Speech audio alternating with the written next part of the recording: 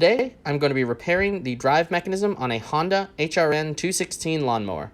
This is also how you'd replace the drive belt on one of these mowers as well. This is the afterwork garage. I love this Honda mower. It's been fantastic. One thing I've noticed, however, is that you'll set it so that, for example, this would be full, all the way, because it's sort of a variable speed type of thing. And then halfway through mowing, suddenly this will be not even engaging the thing, and you'll have to push it way down. And it's not this little lock device thing that's caused the issue. It's actually something down with the belt. And I couldn't figure it out for a while until this recently happened.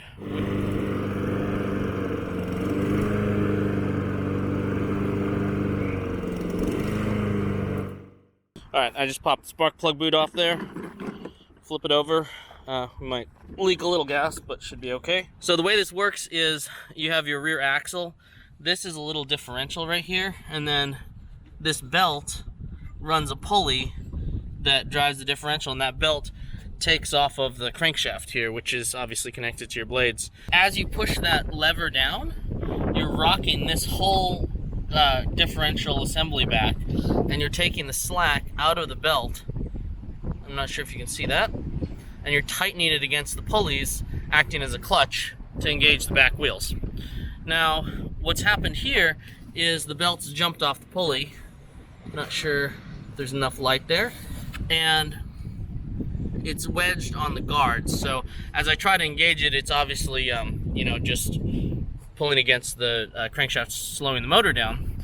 But what I think has happened in the past when I get that second level of having to pull things back is the belt is either engaging in the pulley or it's engaging on the lip of the pulley.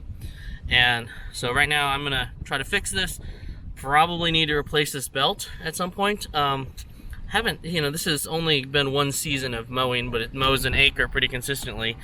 All right, I have this tipped up. I think my plan is to just remove this whole back axle assembly. It looks like there's these 4 10mm bolts that if I remove it, it'll drop down, and then I'll have a little better look at what's going on with that pulley system. I do want to be aware that there's the cable here that pulls this whole assembly up and a spring there. So I might need to detach those. All right, let's whip these bolts off. It does look like there's just these brackets here. So the bottom bracket, stick that down there. And then I think we should be able to remove this. This cable just hooks on over this lever, so it's hard because this belt's stuck right now. With the drive belt jammed in the pulley, there wasn't a ton of extra slack, so I just used pliers to pull it back on, and then decided to do what I should have done to start with and release the belt from the crankshaft end first. So I just take the blades off. I'm going to remove this thing and then take this belt off actually.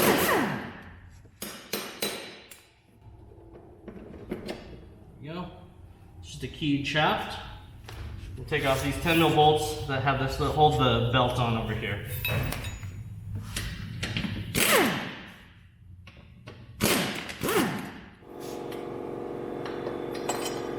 This keeper comes off. Should be able to slide this belt off. Let's see. Here we are. All right. Our back axle came off. So this is the top of that differential assembly, and what happened is this belt got wedged in the gap between this guard keeper thing and the pulley.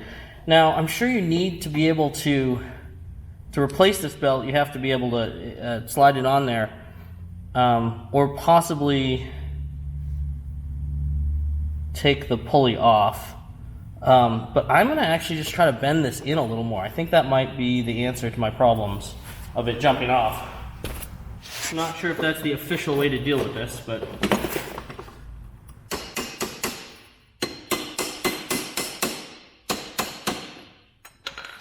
someone who knows what they're doing probably is horrified at what I'm doing. But I think, there's still clearance. I think that's going to give us a little better keep on the belt if it starts to try to migrate off. While you're putting this on, make sure that you hook this up first, because I don't think you can hook it up after you get the axle off. So here's that keeper thing. I'm gonna slide it on to the notch and then rotate it back. When you're putting this back together, just note that there's these two prongs. There's this little slot here that this handle has to fit into so that you can set the depth of your cut. You apparently can't see it, but I'm hooking that spring back up here. Alright, so I got the belt looped back over here. This I think is pretty happy. I have the drive lever hooked back up. Have the spring hooked back up. I think what I'm going to do is put in these keepers here, and then put the guide back on here, and then throw the blades back on after I give them a quick sharpen. There's those little square sliding nuts on the back here that are apparently kind of a pain.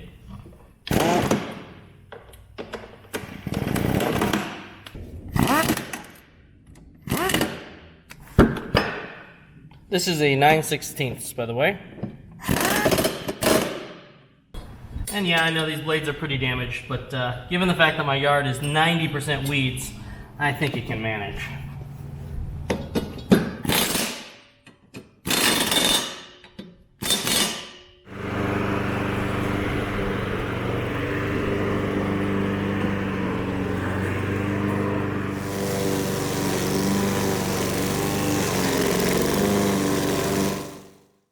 All right, I'm going to call that a success.